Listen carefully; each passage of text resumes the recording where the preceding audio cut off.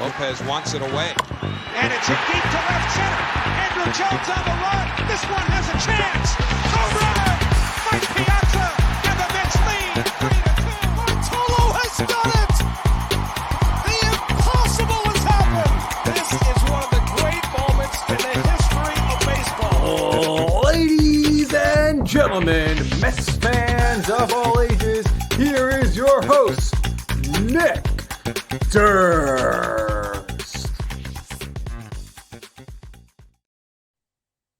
Hello, Mets fans. Welcome back to another edition of Bleav in the Mets, right here on the Bleav Networks. I am your host, Nick Durst, and boy, oh boy, is it tough to believe in the Mets right now. They have the trade deadline, so we're going to talk about that, of course, and then the way the Tuesday night game ended against the Royals, where we had a balk-off without even a pitch being thrown by the new pitcher because he had a pitch count issue. I mean, Walker can't even get the opportunity to walk anybody. The bullpen imploded, but expect a lot more of that because Billy Eppler, he said it wasn't going to be a fire sale, but it was a fire sale. Everybody went, everybody's gone, and there's not much left to pick up the scraps and try to compete. So expect a lot of losses moving forward here. What frustrates me is the fact that Billy Eppler is a liar, pants on fire. He said 2024 was not going to be a rebuild. It was going to be more of a reconstruct, retool.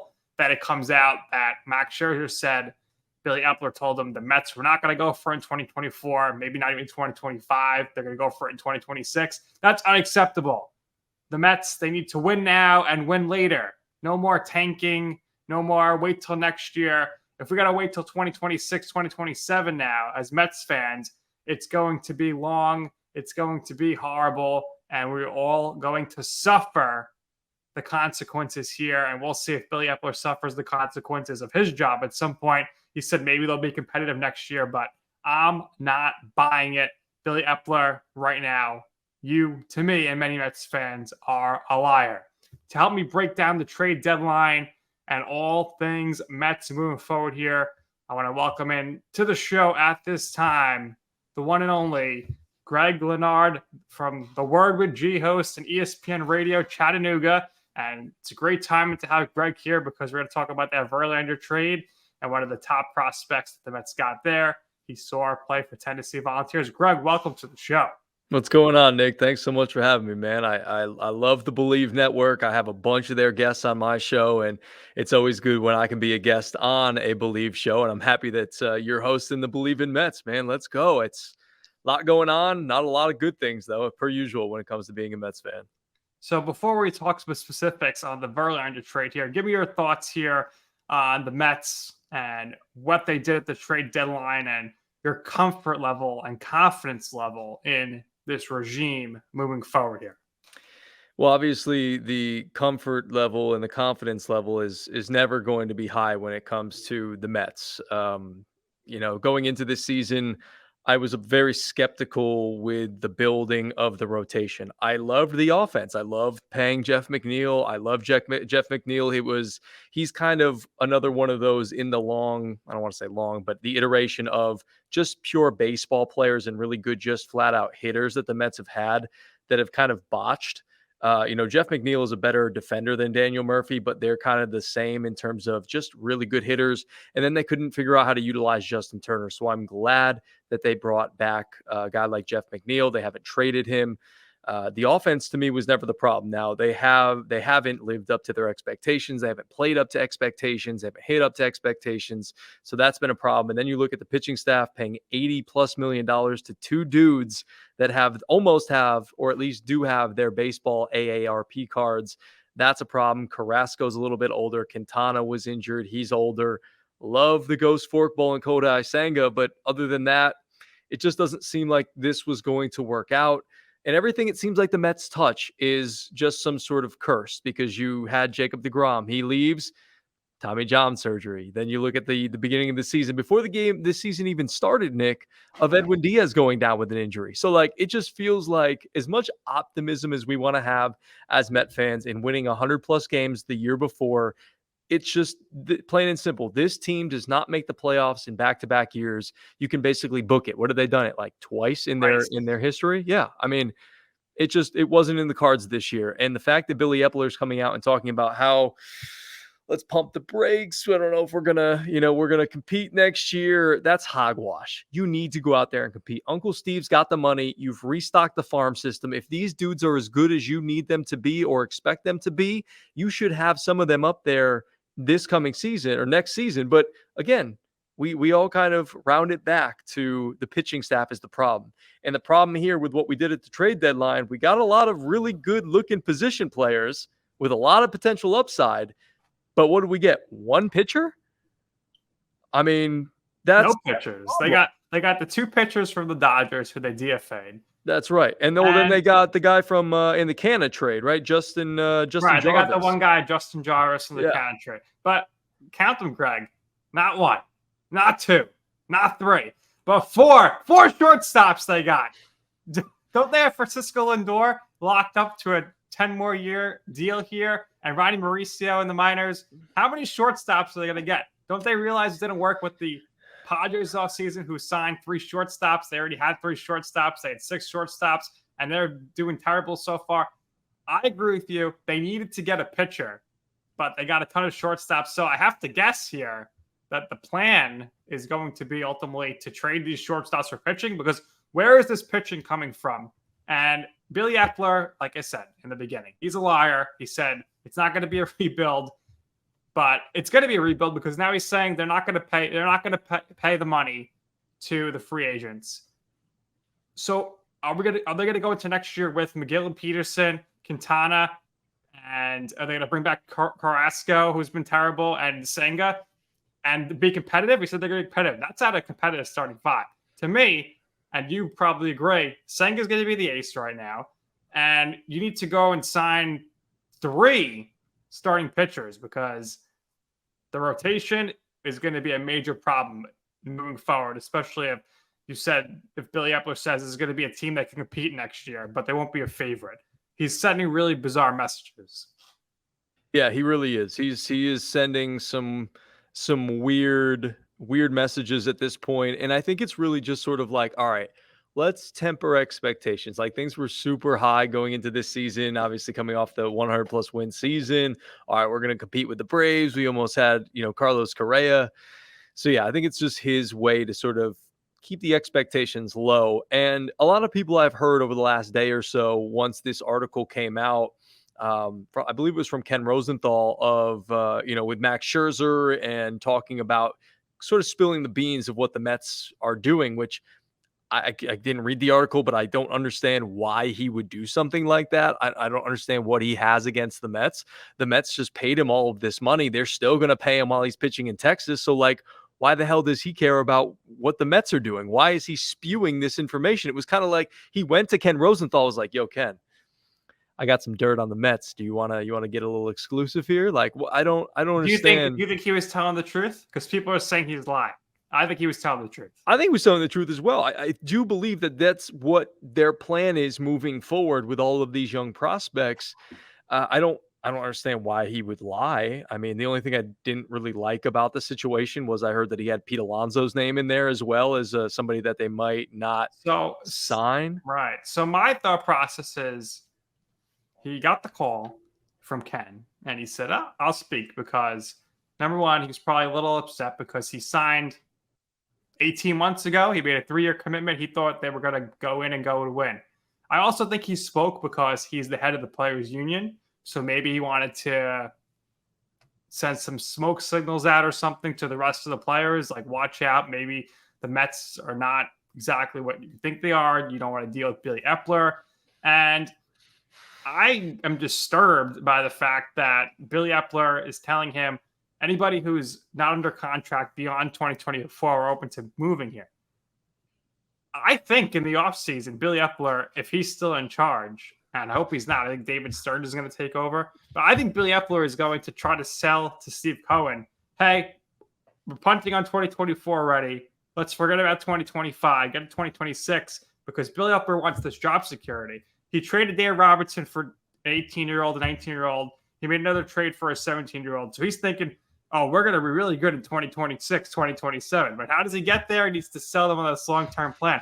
But I'm scared, like you are, that he's going to explore trading Pete Alonso. Pete Alonso needs to be locked up this offseason, give him an 8-year deal, pay the guy. He's going to go down as the greatest Met offensively of all time. I understand he's having a down season batting average-wise, but if you sign him to an 8-year extension, he's ultimately going to be the all-time franchise leader in home runs, 35th, and RBI and doubles. And he is, to me, the captain of the team. Not Francisco Lindor. I think it's Alonso. He's homegrown. They need to do whatever it takes to make sure Pete Alonso is a Met in 2024 and beyond. Pete Alonso, you absolutely do have to lock him up. He is the captain. He's the heart and soul of this New York Mets team. And you're right. Lindor might have that 10-year deal and the big money and all that. And he's supposed to be the star. But dude's hitting like 230 on this season with 20-plus home runs. And he hasn't lived up to his contract as well. I know you mentioned Pete Alonso's batting average is a little bit down, but he's still hitting for power. He's coming on here late.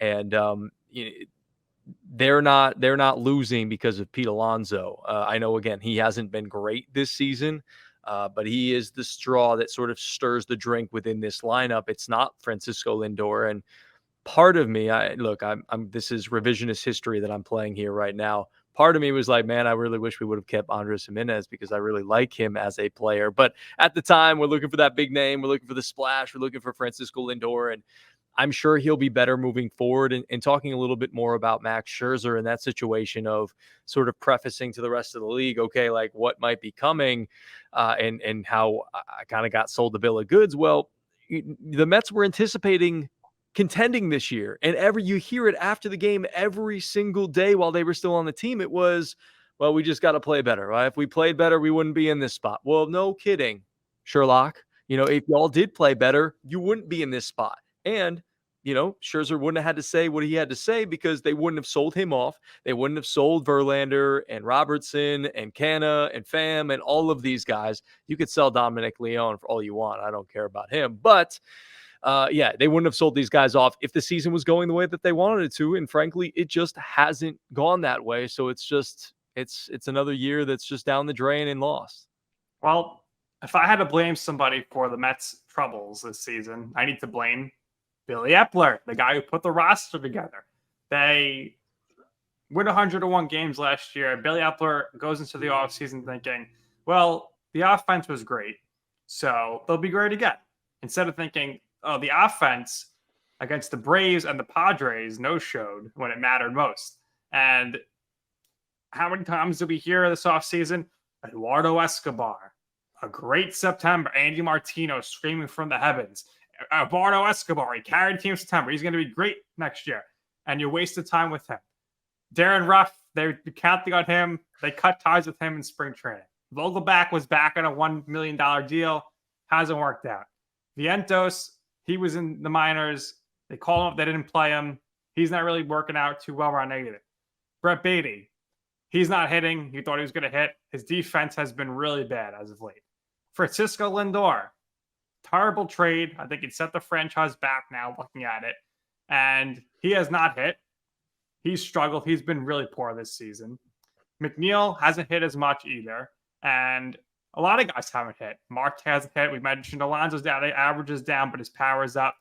And they signed Omar Narvaez. They didn't want Francisco Alvarez up in the majors. They did all they could to keep him away. They had Nito. They brought Gary Sanchez in. But Alvarez proved that he needed to be there. And this is all on Billy Eppler. And the big issue that I keep saying on the show is that off this record-setting season hitting-wise, where Jeff McNeil wins the batting title, Lindor promises him a car, and he doesn't, and that kind of hurts the chemistry in the locker room, I think, is that they promote the hitting coach, Eric Chavez, who had such a great year, to bench coach. Now the hitting has struggled, and the bench coach role is supposed to be all about the fundamentals, the mentally preparedness, getting them in the game. When that was great with Glenn Sherlock. And now the Mets are not in the game. They're all over the place. They can't catch pop flies at third base. They're making running errors. And that's because Eric Chavez is the bench coach. Sometimes, if it ain't broke, don't fix it. The rotation, they make all these changes. And I was fine with the moves. DeGrom, he ends up getting Tommy John, wanted him back. but getting Verlander was great. Scherzer was still there, but he didn't pitch well this year, so he's to blame as well. Senga's been sensational. He's the ace now. Quintana getting hurt.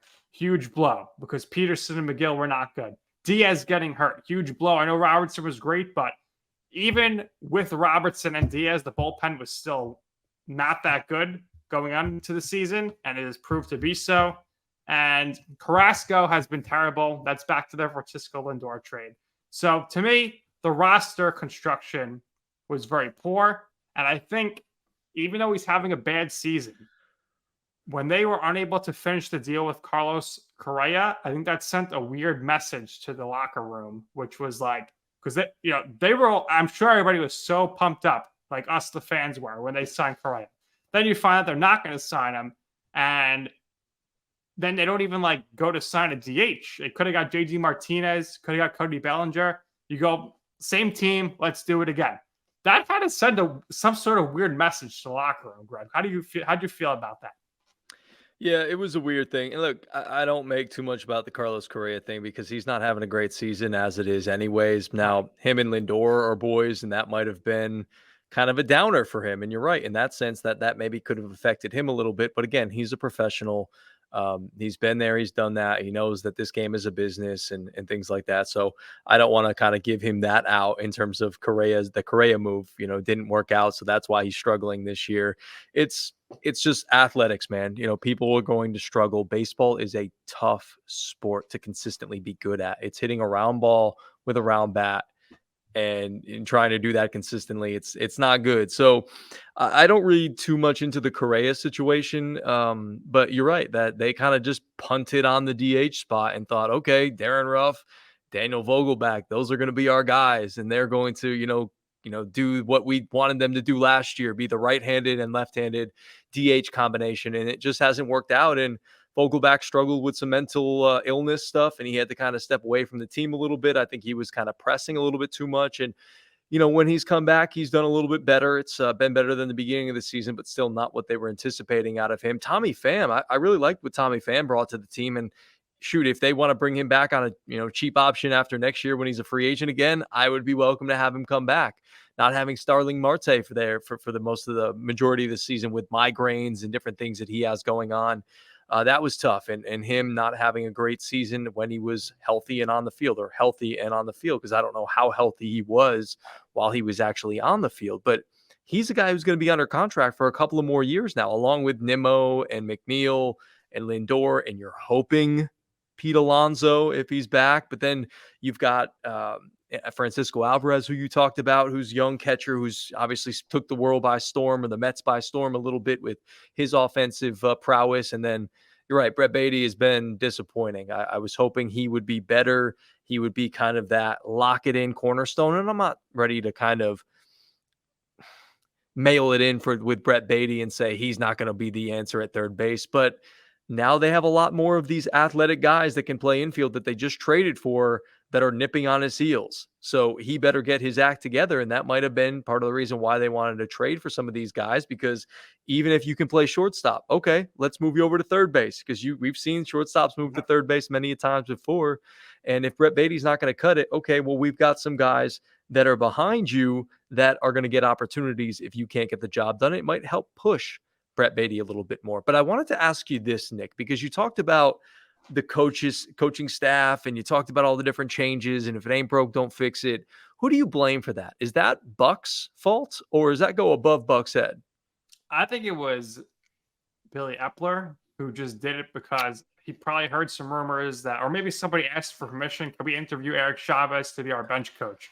So they said, we'll just promote him so that he's not going to go outside of the organization. Because I think Eppler is trying to groom Eric Chavez to be the manager here. I think that's kind of what he's trying to do. Now, if you remember last year, 2 weeks before the Mets hired Eric Chavez as the hitting coach, he was hired as the assistant hitting coach for the Yankees. So they poached him from elsewhere. So I think they were afraid that he was going to be poached from this organization. What I would have done is just increase his salary, which you probably did anyway, to get him the bench coach, because I don't know. It just hasn't clicked. Something is different this year. You could tell the chemistry's off.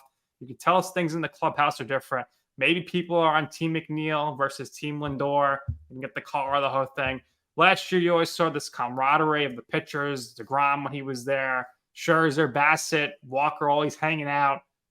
A lot of individuals on this team this year, not too much of a team. So there hasn't been too much chemistry. But listen, Justin Verlander, I thought he was a great addition. He missed the beginning of the season, which I think hurt them greatly. But Sunday, he gets a standing ovation leaving the field at Citi Field for the last time as a Met. So it was a brief, short stint. It should be funny in a few years when he's getting inducted into Cooperstown and he thanks the Mets for all their support and whatever. This guy was sold on a vision, him and his wife, Kate Upton. I mean, this is not a typical ball player life. Kate wanted to come to New York because it was good for business for her. I'm sure she's not thrilled about going back to Houston, but for Verlander, you knew if he was going to waive the no trade, it was going to be for Houston only. And they go back to Houston, no state income tax. He's got this huge deal now. He's going to get all that money, every cent of it. And he would have stayed in Houston if he got this deal originally anyway. To me, I don't care what happens with these prospects here of the trade here with Gilbert and Clifford, unless they become Hall of Famers ever, because I think the Justin Verlander trade made the Astros the favorites to go back-to-back. I'd be stunned if in the next 2 years the Astros don't win at least one of the 2 World Series. They're the favorites in my opinion. But Greg, you are in Tennessee, so you know a little bit about Drew Gilbert, who was picked last year at the top of the draft. So what are Mets fans in store for here with Drew Gilbert when he makes his MLB debut? Hopefully next year, but if not, 2024 late season or 2025, which is really what Billy Eppler is targeting for the Mets to compete. Shoot, I'd love to see him up there this year. Pull him on up. I got a buddy, a kid that I used to coach, and when I was first starting as a coach in Connecticut, who's pitching in Double-A for the Rumble Ponies right now. He's lighting it up out of the bullpen. Bring him up, get him out there, because the rest of these jokesters in the bullpen stink. You're right. Yes, we need pitchers. Give him a shot. Trey McLaughlin, look him up. He's a great kid. But when it comes to Drew Gilbert, and I was really afraid you were going to ask me about the Braves because we cover the Braves here in Chattanooga, and it's. How about the Braves? They had the nerve to try to get Verlander. Billy Eppler should have hung up the phone, or he should have been like, "We'll take Matt Olson, give us Murphy, give us Max Fried." Yeah, something along those lines. We want a king's ransom back. We'll take Ronald Acuna so he can play with his brother. Drew Gilbert is fantastic, dude. He's seems like a good dude. He's a little quirky, a little crazy. He's got a little crazy to him, I think, but that's what makes him electric as a baseball player. And dude gives it 120% every single time he steps out between those white lines on the field. He cares about the game, loves the game. I never got a chance to interview him, talk to him, but people that I've talked to that got a chance to cover the team a little closer than I did said he was a great kid, loved the energy, loved the player. And he doesn't hit for a ton of power. He's a smaller guy in stature, but he's got a big swing. I mean, he doesn't leave anything on the field when it comes to, or doesn't leave anything in the batter's box when he takes a hack. When he takes a hack, he freaking takes a hack. So I like him from that aspect. Again, he's not really a center fielder, more of a corner outfield guy. And hopefully he can turn into somebody that can be in the future plans of the New York Mets, who can be patrolling left or right field in Citi Field for years to come. Dude's just electric. Like, he's a fun guy to watch play the game of baseball. And the biggest Drew Gilbert moment that I can remember, or that will always stick in my mind about Drew Gilbert until he comes up and makes new memories for me with the New York Mets, hopefully, is a couple of years ago in the regionals. He hit a bomb against it was some smaller school that they shouldn't have been losing to. It was late in the game, I think bottom of the ninth, and he hits like a 3-run home run or a grand slam to give them the win. And it was just, it was electric, man. He's the number one prospect in the Astros organization for a reason. Now, I know their farm system isn't one of the top tier farm systems, but when you get not only Drew Gilbert, but Ryan Clifford, who I know he was ranked as technically the number 4, but I heard some people talking about it and saying that if they were going to re-rank the minor league system, they were going to put him as their number 2 prospect. So you conceivably got the number 1 and number 2 prospect from the Houston Astros for Justin Verlander. So say what you want about Billy Eppler and, Steve Cohen and whatnot, but they did a really good job understanding where they were in this situation. And again, I know a lot of people want to blame Eppler and Steve Cohen and things like that, but if these guys had done their jobs and they had performed the way that they were supposed to, this team should have won 100 games again this year. But plain and simple, bottom line, they didn't. And so they realized it and said, okay, let's, not continue to throw money into this, endless pit here and hope by some miracle we start to figure it out in the second half. All right, we've got some aging pitchers here. Look, they're not going to be around for a long time. They were around for was supposed to be a good time, and it wasn't as good of a time as we were hoping for. Let's get some things back. Let's rebuild our system. And I like what you said earlier, Nick, about you can utilize these prospects now and parlay them into a potential pitcher. It doesn't have to be a project. It can be somebody who is established in a team, again, finds themselves in the situation like the Mets are, looking for prospects to kind of reset their system, and they're looking to sort of sell off a pitcher. But the Mets have to identify the right type of pitcher. That's my problem right now. Identifying Scherzer and Verlander at their advanced ages was not the greatest strategy. You need somebody who's a little bit younger, who's got that upside. And again, I know these guys don't grow on trees. I get it. But you got to be smart, you got to be savvy, and you got to pounce when the opportunity is there. Now they have the farm system to do it, whether it's to go get a pitcher or to hopefully bring up some of these kids, because not all of them are going to end up working out. Well, the pitching is going to be a problem, and they trade for a lot of players now. Between Clifford and Gilbert here, you have to hope that they come up, at least one of them, and they're like Corbin Carroll is for the Diamondbacks, totally changes the culture and becomes tremendous play here. And this is the thing, Greg. You need to look at it this way, because eventually I think someone's getting moved, because you got Nimmo is locked in. He's going to be there for years to come in the outfield. So he's getting a spot. Gilbert and Clifford here, that's two more guys in the mix. Then Acuna, they said maybe he's going to move to the outfield. And you have, maybe they said Beatty might move to left because Mauricio could play third, and Mauricio's going to play outfield. So there's 4 or 5 guys there for 3 spots. So you would think some one of them is going to move. And with all these moves that they did here for shortstops, someone's going to have to either move positions to second. McNeil maybe gets bounced to the outfield if Acuna plays second, or Mauricio takes off at second. They got so many shortstops. First, I give some credit to Billy Eppler here.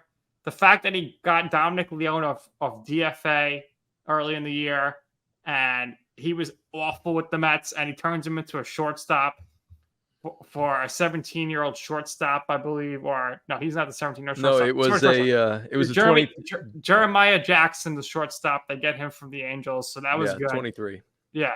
Tommy Pham, they traded for a 17-year-old shortstop, Jeremy Rodriguez. So, again, this is like, I don't love this, because now you're looking at a guy that maybe comes up in 2028. So I don't like to look that far ahead. I wanted the Mets to be a win now, win later mentality, not a let's wait 6-7 years, because we've been waiting for so many years as is. But who knows? Maybe there's something there with him, and you could trade him. But there's just a lot of shortstops right now coming into this roster. Again, they got 4 shortstops. Eventually, someone's going to be moved for something, I think, here. And I think the guy that I wouldn't be shocked if they target, Greg, is Corbin Burnes. I think last year, if you remember, he had a nasty arbitration hearing with the Brewers. The Brewers won, so he's not going to resign there. I think next year's his last year arbitration eligible. So I think he's going to be on the move either in the offseason or at the trade deadline. And I think the Mets, it would behoove them to pursue somebody of his ilk, where you're at least you're not going to pay him next year, because again, the Mets said they're not going to spend money big time next year. But if you could flip one of these guys for someone like him, and then you have the ability to lock him up, I think that's what you need to look to do, because again, we've been saying it all episode, starting pitching is going to be huge here. And I just don't like that Eppler didn't get any real high-profile starting pitchers at all. He got one pitcher in the trade for Marcana, and that was good. They got at least one pitcher there, and Marcana was he's solid career for a Met. He ended up being benched there, but to get Justin Jarvis, I don't think he's going to be much in the majors here. He's got an ERA in the high fours. Maybe he becomes a reliever or something. To me, the only pitcher that I think is good in the minors right now is Bleav Tidwell, who you saw for Tennessee as well. So what did you think about him, and what do you think about them potentially moving for Corbin Burns or some other sort of pitcher? Okay, let's talk a little bit about the pitching right now. And I want to start with something, and I almost stopped you real quick because I did want to talk a little bit about Justin Jarvis. I did some research on him before I came on the show with people that are more knowledgeable about the minor leagues and about him than I am. So I'll take their word for it. And they had a side-by-side video with him and Chris Bassett. And I swear to God, he looks just like Chris Bassett. His windup, his delivery, everything looks just like Chris Bassett. So if that guy turns into Chris Bassett, shoot, I'm okay with that. I really liked Chris Bassett. That'd be solid. Yeah, that's a major league starter. And you're right. He hasn't fared well in the AAA level, but at the AA level, he had the 9th highest strikeout rate while he was in AA. So dude can cook it a little bit in terms of pitching. He features a fastball, slider, splitter, and curveball. Again, he's only 23 years old, so he's got some time to mature and to get himself into the big leagues. And it won't be this year. But shoot, you get a little experience in AAA. You go work in the offseason. You come back as a 24-year-old next year. You don't make it then. Hey, a year older, you continue to work. And you make it as a 25-year-old. That, I think, would be really good. Now, when it comes to Corbin Burns, would love Corbin Burns. Dude's 28 years old, kind of getting into his prime right there. So you lock him in for a couple of years. That might be your ace that you can kind of rely on to kind of head that rotation along with Kodai Senga and hopefully some of these other young guys. And then you mentioned Bleav Tidwell. And yeah, he was one of those guys for the Vols who was very electric. Now, he wasn't Chase Dollander or Chase Burns, that electric that we've seen over the last couple of years for the Vols, but he was a guy that had some electricity on his fastball, some good secondary pitches, and I assume he has continued to kind of develop those as he's gone through the minor league system. That might be somebody to kind of keep your eye on, especially with the Mets being so, thin at starting pitcher. Maybe look for him as a September call-up or something like that to kind of get a cup of coffee, get his feet wet a little bit in the major leagues. I know he's very young, very raw, but it might not be a bad thing because, I had high expectations for David Peterson and Tyler McGill coming into this season as, hey, just be back end of the rotation pieces. All right, we got some good depth. We might not have to rely on them all that much. And when we had to lean on them, they crumbled. And to me, that was a problem. I like the stuff of Tyler McGill. I think he's got a heavy fastball. He's got some good breaking stuff. He's got some good off-speed pitches. But he just for whatever reason didn't execute well this season, and it didn't work out. I do want to throw one more name at you that I've heard kind of bantied about that the Mets might try to make a play for. And this was reported in middle of July by Mike Axis of CBS that apparently Billy Eppler took a trip out to Japan, and he wasn't just going for vacation to look at Yoshinobu Yamamoto as somebody as a starting pitcher out of Japan. And, maybe you grab him, you pair him with Kodai Senga. They get a little, something going on there. That might not be the worst idea if they can land him.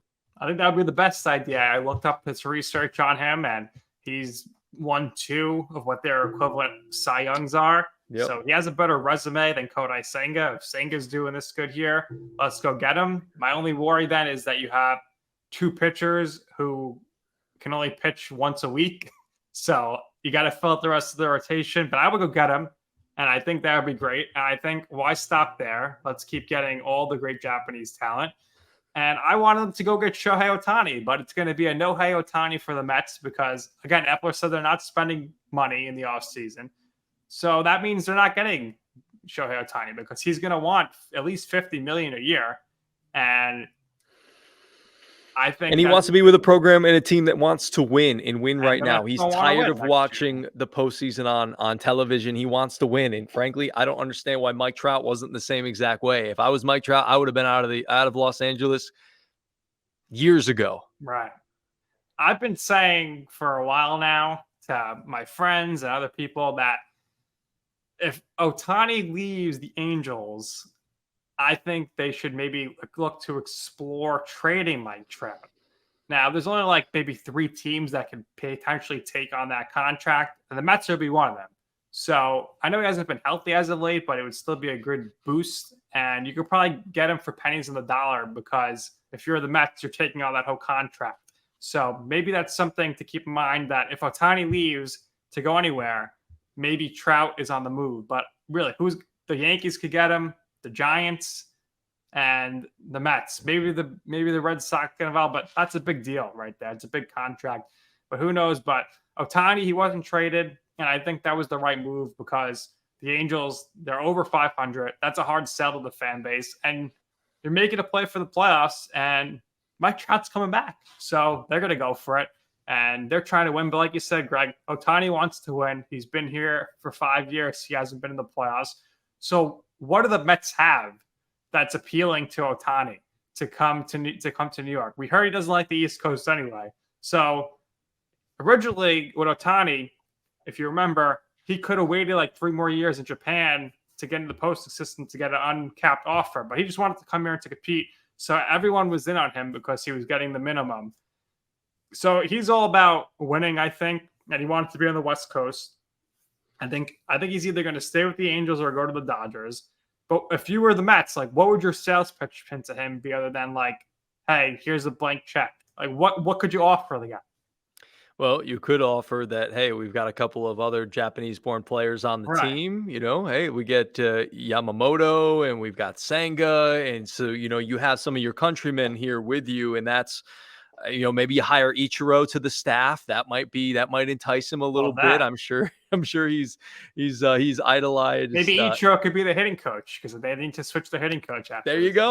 There you go. He can coach hitting and the outfielders. So maybe a little base running as well. I think we could utilize that. But you could say to him, look, we have an owner that is committed to winning. We have restocked the cupboard in terms of the farm system. We've got some really good young talent that is ready to blossom and come up. And now at the major league level, look, we've committed to Lindor, who in his, obviously he's been an all-star and he had a down year this year. You're hoping he'll kind of turn it around like he did last year, like he was good last year. You've got Jeff McNeil, who's one of the best hitters in all of Major League Baseball, probably on this planet. You've got a great dude leading off that'll get on base for you in terms of Brandon Nimmo, and he can patrol center field. And, I'd like to rely on a guy like Pete Alonso, but he could be that another, middle of the order type of hitter, that would be along with you, a guy who can potentially hit 50 plus home runs. And then, we've got a really good young hitting catcher as well that we think would pair well with you in the middle of the lineup as protection. So to me, that would be the sales pitch. I honestly believe he's going to go to the Giants. I don't know why I believe this. It's just a gut feeling. It would make more sense if he wants to play for a bona fide winner to go to the Dodgers. But in my gut, it tells me he's going to be a San Francisco Giant. All right. I think he's going to definitely stay in the West. I believe so too. You never rule out the Padres. They were trying to get Verlander now. They offered Judge the most money last year. He turned him down. So they'll be in the mix as well. And it's going to be interesting to see if the Mets even make an offer, because I thought going to last offseason, the Mets were going to go after Aaron Judge. They didn't even meet with him, which was very strange to me. But I think me reading between the lines, reading this Ken Rosenthal article and the quotes, and listening to Max Scherzer in his press conference, and the Mets saying it's all going to be about 2025, I think the Mets have decided that they're going to target Juan Soto after next offseason. And that's going to be their big type of we're back move. They're going to sign him to a big deal, and they're going to say, now we're ready. 2025, let's do this. Hopefully you got Alonso locked in as well. You put Soto in there, and then by that time, you have to assume Acuna's going to be up and Gilbert's going to be up, and you're like, let's do this. We're ready to go. Do you think that is something that Billy Eppler pitched to Steve Cohen? Certainly possible. I like Juan Soto a lot. He hasn't worked out in San Diego. That whole situation, them and the Mets have been the biggest failures and biggest disappointments of this entire season. And that certainly could be a pitch. Now, obviously, there's, as you've kind of been alluding to, there's only so many places for so many guys in terms of who's coming up. I think it's really going to determine, or it's really going to be who really steps up and who develops in terms of these younger guys. Yeah, there are some teenagers in there that aren't going to factor in until way later, but there are some guys in there that could potentially play the outfield, and you kind of have to see who develops and whatnot. And if you got guys developing the way you want them to, then maybe you don't even need to trade for a guy like Juan Soto. Like, that's what I really think the Mets need to do. They need to take a page out of the Braves book, as much as I hate that. But being here in Tennessee and being an hour and a half away from Atlanta and covering the Braves on a daily basis, I hate to say it, but Alex Anthopoulos has built this Braves team up in a great way. He's been awesome in terms of, I know he wasn't here. I don't believe he was here when Acuna and Albies signed their deals, but they got locked up when they were younger to long-term deals, good amount of money for the time, but obviously they've outperformed those contracts. They did the same thing with Michael Harris last year, Spencer Strider. They trade for Matt Olson. Obviously, after Freddie Freeman leaves, they got Austin Riley at third base, who kind of came up, and Dansby Swanson, Kyle Wrights. You've got Max Fried. Like, they've got all of this homegrown talent. And then they've just went out and said, okay, we're going to go and we're going to get a Matt Olson, who a little undervalued, kind of getting lost in Oakland. Same thing with Sean Murphy. They go out there, they pick him out, and he's an all-star now. Matt Olson. How about Travis d'Arnaud?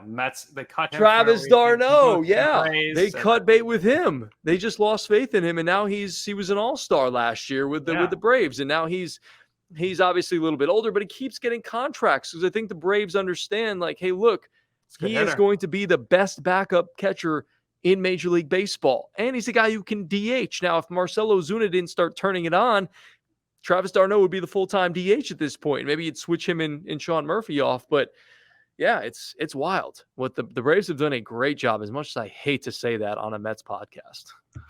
Brutal. That's the life we live, though, right? As Mets fans, that is the life that we live. It's gotta believe. Terrible. You always have to believe, but it's hard. They don't make it easy, Nick. No. Greg, you made it easy. You've been great as well. Let everybody know where they could hear you and find you, and give us your last thoughts on the Mets moving forward here. Absolutely, man. I appreciate you having me on. I love this opportunity. I'm so happy that you're getting this opportunity to host and do this show, and I look forward to coming back, hopefully, if I wasn't too bad. But, if you want to check me out, I'm on Monday through Friday, and I know it's not generally where you're listening, probably in New York, to this, but you can listen to me noon to 2 Eastern Standard Time every single weekday, Monday through Friday, on The Word with G, ESPNChattanooga.com, or you can go download the ESPN Chattanooga mobile app. Again, listen there. The Twitter is right there, as you see on my name, at Greg Larnerd. Follow me there. Interact with me. I need more Mets fans in my life. It stinks being away from Queens. I lived in Astoria for a year. I was right there. I've been a Mets fan since I was a little kid. I grew up in Shea, and I miss it. It was a dump, but it was our dump, and I miss going to Citi Field, the most beautiful place in the world. So I will say this, as you just alluded to, Nick, you gotta believe. You gotta believe if you're a New York Mets fan. Forget what Billy Eppler said about not competing in 2024. We can't have that type of negativity in our minds. We have to think that we are going to compete every single year. Otherwise, what are we playing for? So I like the moves. It was what they needed to do with how this season has gone.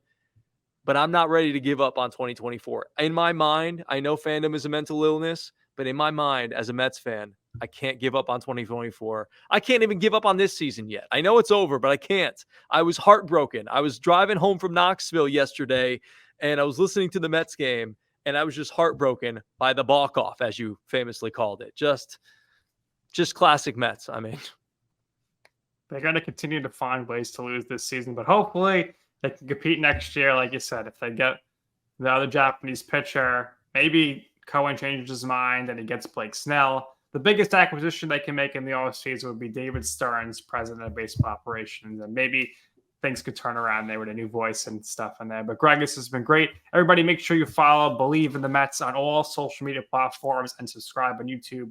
That's at BLEAVINTHEMETS. I'm on Twitter at Nick_Durst, on Instagram at Nick's Food and Stuff.